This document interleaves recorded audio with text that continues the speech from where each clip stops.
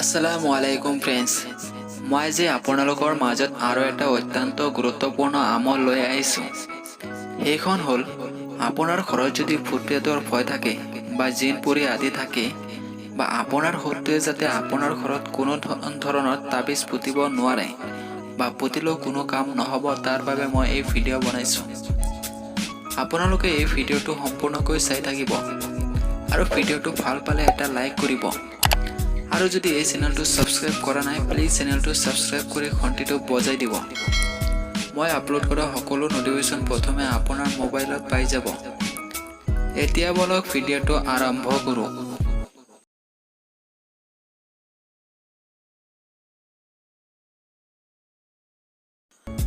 আজিৰ এই ভিডিঅ'টো অলপমান দীঘলীয়া হ'ব পাৰে। আপোনালোকে স্কিপ নকৰি মনোযোগ সহকাৰে চাই থাকক। আপোনাৰ বাৰী বস্তি বা ঘৰ বন্ধ কৰিবৰ বাবে 4টা দীঘল লোহাৰ পেৰেক বা 4টা দীঘল চাই গজাল ল'ব আৰু 4টা কাঁচৰ বটল বা যিকোনো 4টা বটল সংগ্ৰহ কৰিব। তাৰ পিছত 3বাৰ চূৰা মুজাম্মিল আৰু 3বাৰ চেহেল কাফ কৰিব। প্ৰতিবাৰে গজাল 4টাৰ ওপৰত ফু দিব।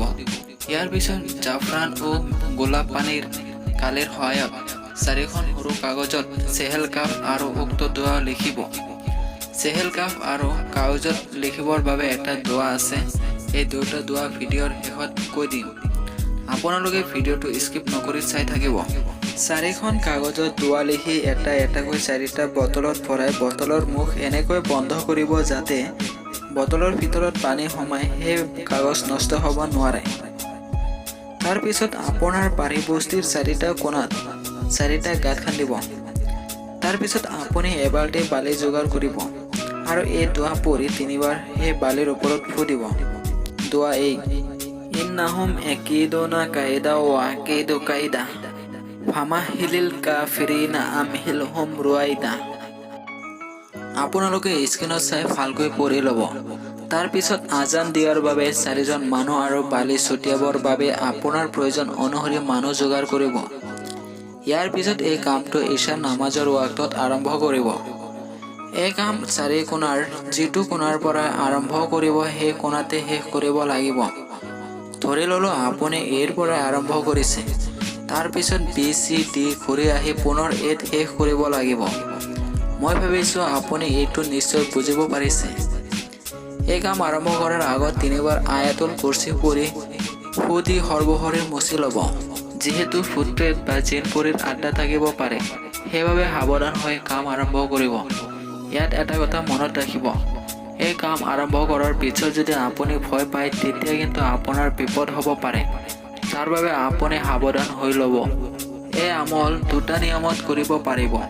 প্ৰথম নিয়মটো হ'ল, এই যে 4জন আজান দিয়াৰ মানুহ আছে, সেই 4জন এটা কোণাত একেলগে আজান দি থাকিব আৰু বাকী কেইজনে আপুনি যে 4টা গাঁত খান্দিছে সেই 4টা গাঁতৰ প্ৰতিটো গাঁতৰ ভিতৰত এটাকৈ গজাল পুতি তাৰ ওপৰত এটাকৈ বটল ৰাখি মাটিয়েদি সেই গাঁত বন্ধ কৰি দিব।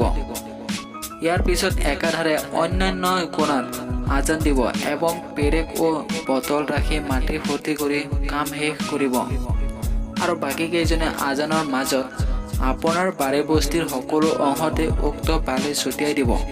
এতিয়া দ্বিতীয় নিয়মটো হ'ল, 4 কোণাত 4জন লোকে একে সময়তে আজান দিব আৰু বাকী কেইজনমানে গজাল আৰু বটল গাঁতত ৰাখিব আৰু অন্য লোকে আজানৰ মাজত বালি ছটিয়াই দিব। এই 2টা নিয়ম আছে। আপুনি যিটো নিয়ম সহজ পায় সেইটো ব্যৱহাৰ কৰিব। এতিয়া আপুনি যে বটলৰ ভিতৰত দোৱা ভৰাব সেই দোৱা হ'ল, সুবহানাল্লাহি ওয়ালহামদুলিল্লাহি ওয়ালা ইলাহা ইল্লাল্লাহু আল্লাহু আকবাৰ।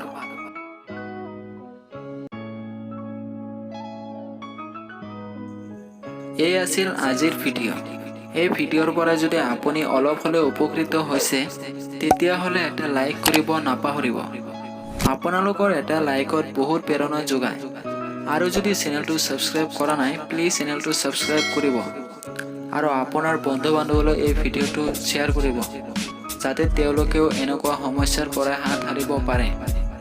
আৰু আপুনি যদি বুজি পোৱাত অসুবিধা পাইছে তেতিয়াহ'লে কমেণ্ট বক্সত কমেণ্ট কৰিব পাৰে। আজিলৈ ইমানতে। খুদা হাফিজ।